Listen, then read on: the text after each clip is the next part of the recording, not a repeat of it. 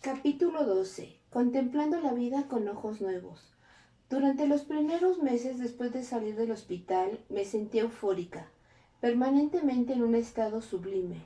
Todo el mundo y todas las cosas me parecían bellas y había una magia y maravilla incluso en los objetos y eventos más cotidianos.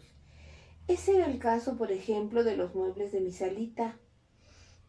Llevaban con nosotros muchos años y nunca me habían parecido nada especial, pero cuando volví a casa empecé a apreciar una belleza en el trabajo de la madera que no había advertido antes y pude sentir el esfuerzo que se había invertido en su construcción. Del mismo modo me maravillé al arrancar mi automóvil, que era algo que no había podido hacer en los últimos 8 meses del cáncer. Me asombraba mi capacidad para coordinar manos, ojos y piernas para conducir por las calles. Estaba fascinada con el cuerpo humano y con la vida misma. Al cabo de unos 4 meses empecé a sentir que necesitaba volver a hacer algo con mi vida, pero que me abrumaba detenerme a pensar qué es lo que quería hacer. No sabía por dónde empezar a recoger las piezas. El mundo no era el mismo lugar que había dejado atrás. Me había pasado 4 años luchando con una enfermedad y en ese tiempo toda mi atención estuvo centrada en mi salud. Dediqué todos esos años a leer, estudiar y aprender todo lo que pude sobre el cáncer. Mi vida había girado alrededor de mi enfermedad y del intento de curarme. De alguna forma había empezado a identificarme más como una enferma de cáncer que como una persona viva en este mundo. Y ahora todo eso ya no estaba. Me había curado. ¿Qué iba a hacer con el resto de mi vida? A pesar de que antes de mi diagnóstico yo era una persona implacablemente independiente, durante el tiempo que estuve enferma dependí por completo de Dani y del resto de mis familiares. Sin embargo, cuando me puse bien y pude valerme por mí misma, todo el mundo recobró sus antiguas tareas. Dani retomó su trabajo y mi madre y mi hermano regresaron a su casa, así que yo me quedé preguntándome qué haría y qué quería hacer con mi vida. No me imaginaba retomando mi trabajo en la empresa de mudanzas y traslados. Había dejado mi puesto poco después del diagnóstico e incluso entrevisté a una persona para reemplazarme. Había estado los últimos 4 años sin trabajar porque quería centrarme en mi lucha contra el cáncer. Y el hecho de pensar ahora en volver a trabajar me produjo una sensación diferente. Y me di cuenta de que eso se debía a que ahora yo era diferente. Era como si no pudiera relacionarme con nadie de los que me rodeaban, o mejor dicho, como si los demás no pudieran relacionarse conmigo. Si pensaba en volver a trabajar, no se me ocurría qué quería hacer. No me sentía cómoda con nada, como si no encajara con la gente de este planeta y sus valores. Mis prioridades habían cambiado y me di cuenta de que ya no tenía interés en trabajar en una oficina, en dar cuentas a nadie o ganar dinero simplemente por el hecho de ganarlo.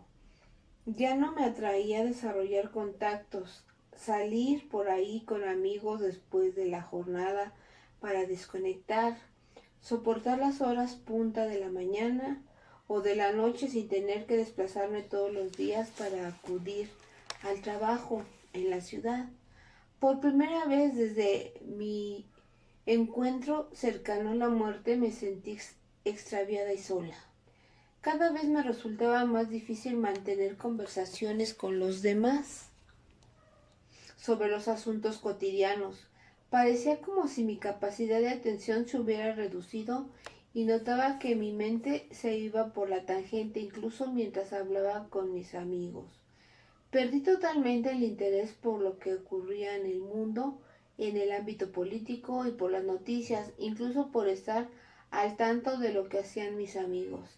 En cambio me quedaba cautivada contemplando la puesta del sol en el horizonte, sentada en la playa y disfrutando de un helado de cucurucho, como si estuviera experimentando la belleza de este mundo por primera vez.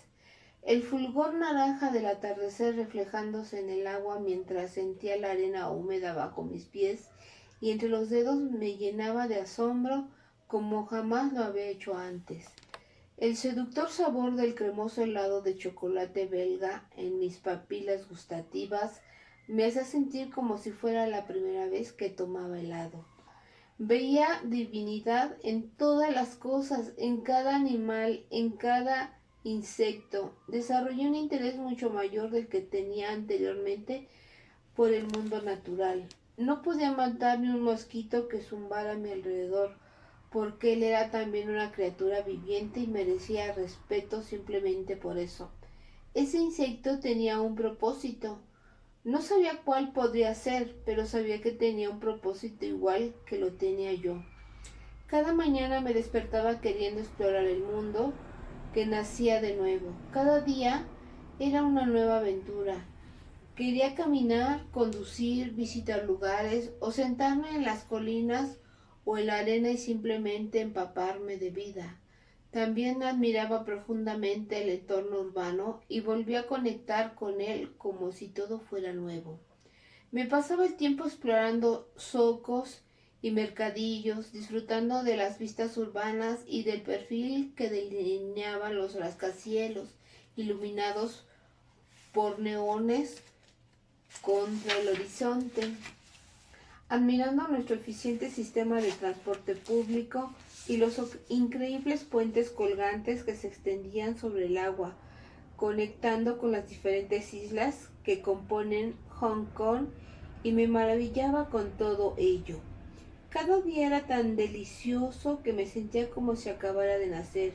Era como si acabara de entrar en el mundo ya en mi forma adulta, como si hubiera nacido el 3 de febrero del 2006.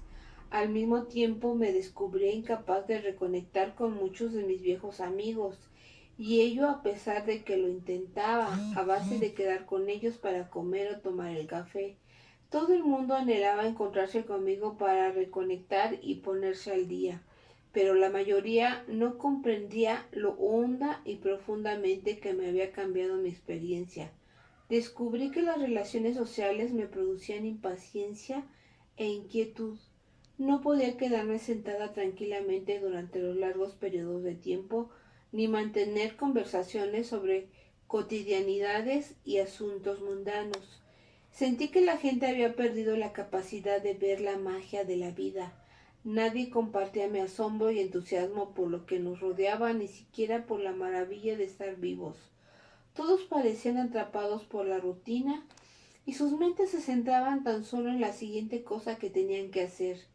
Eso mismo era lo que me pasaba a mí antes de mi encuentro cercano a la muerte. Todo el mundo estaba tan atrapado en el hacer que todos se habían olvidado de algo tan sencillo como es simplemente ser y estar presentes en cada momento. Pero sobre todo, sentía que me encontraba justo al borde de algo maravilloso que estaba a punto de desplegarse ante mí. Sentía que había un propósito mayor detrás de todo lo que me había pasado. Sin embargo, incluso con ese entusiasmo interior, con esa sensación de que estaba a punto de vivir una gran aventura, no sentía la necesidad de tener que hacer o perseguir algo para lograr eso o para que eso ocurriera. Solo tenía que ser yo misma sin miedo. De ese modo me estaría permitiendo a mí misma ser un instrumento del amor. Comprendía eso y que era lo mejor que cualquiera de nosotros podía hacer o hacer, tanto para bien del planeta como de nosotros mismos. Desde que me di cuenta de esto, los problemas dejaron de parecerme tan importantes. Sentí que la gente se tomaba la vida y los problemas demasiado en serio, igual que solía hacer yo hasta entonces.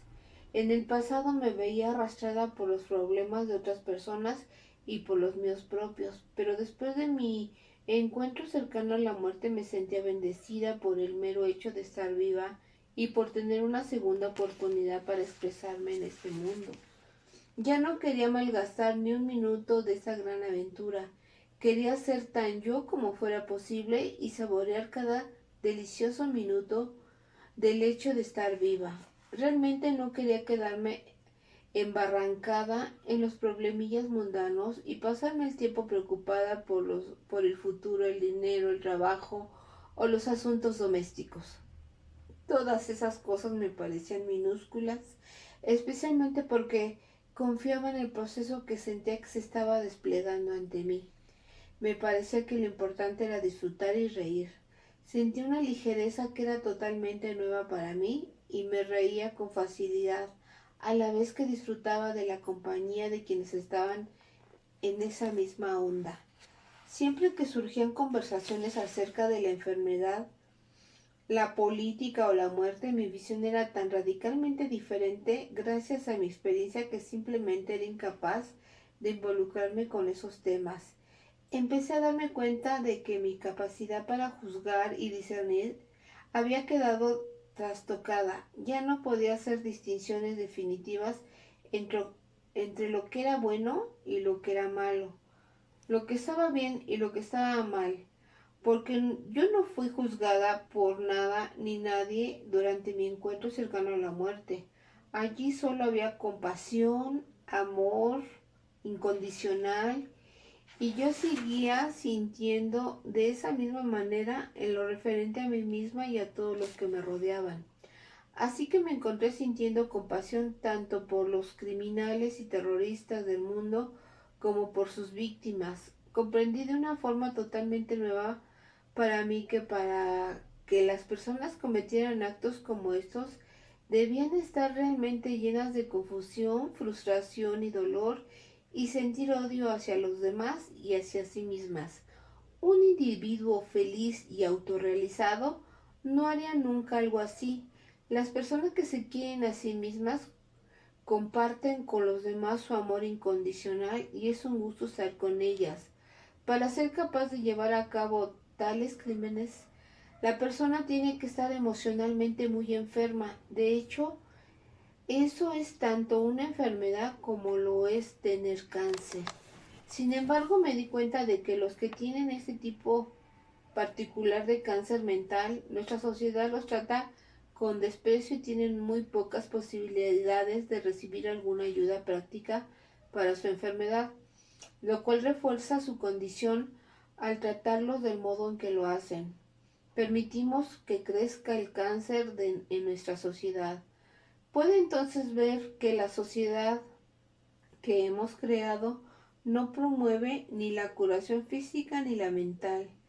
Todo esto significaba que yo ya no podía ver el mundo en términos de nosotros y ellos, es decir, de víctimas y criminales, porque no hay ellos, todos somos nosotros, todos somos uno y producto de nuestra propia creación, de nuestros pensamientos, acciones y creencias. Incluso los criminales son víctimas de su odio hacia sí mismos y de su dolor.